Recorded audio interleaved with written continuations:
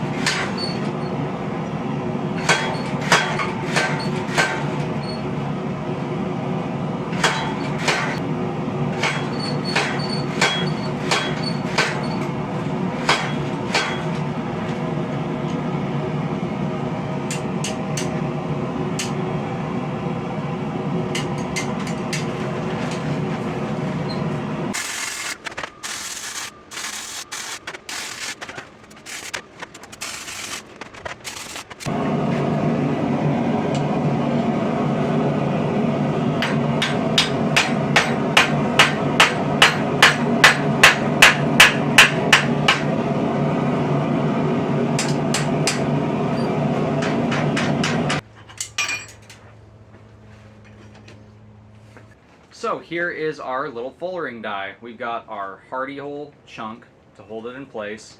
We've got a little tab that has a slight angle down so it mates with the face flush, but the pressure goes up and back. But you'll notice the top of this is lower than the top of this, just ever so slightly, and that's going to allow me to fuller swords this way. If I need to, I can grind this down just a hair if it's sitting too high. But this is going to give me a fuller on one side of the sword that will be nice and clean. Now I just need to make a top tool to mirror this so I can fuller a sword all at once. But that is our second die for the homemade Treadle Hammer. We have our rounding die for our round projects, and we have our fullering die for fullering blades, catching little fullers, stretching out some stuff, just making life easier. The next one of these that we're going to do is probably just going to be a square die, so similar to this one, but just a square piece at the end instead of a round piece at the end. So that's 2 tools down and a bunch more to make. So if you haven't seen it already, there is a playlist up of all the videos specifically pertaining to the Treadle Hammer, its construction, the tool making for it, all that stuff. That way, if you guys want to see how I built this to the best of what I've recorded, because I did miss quite a bit of the initial construction of the spring box and stuff, but I explained it in a video well enough to where if you have a basic level of fabrication knowledge, you should be able to duplicate what I've done here. That way, if you want to build one of these things for yourself, you can do this yourself, just using similar pieces and all that jazz. So go check that playlist out if you haven't seen it already, if you haven't seen all the stuff pertaining to this. And we're going to keep making more dies for this tool, because the more dies we can make for this tool, the more shapes this tool can make. The more shapes this tool can make, the more it saves my shoulder on the anvil. But that is for today's video. If you guys like what you see, do me a favor and do that thing right there. And until next time, God bless, stay sharp out there. If you're looking for a custom hand-forged object like a pole arm, knife, sword, whatever, check out the Etsy store. Link will be at the end of the video. And I'll see you guys in the next one.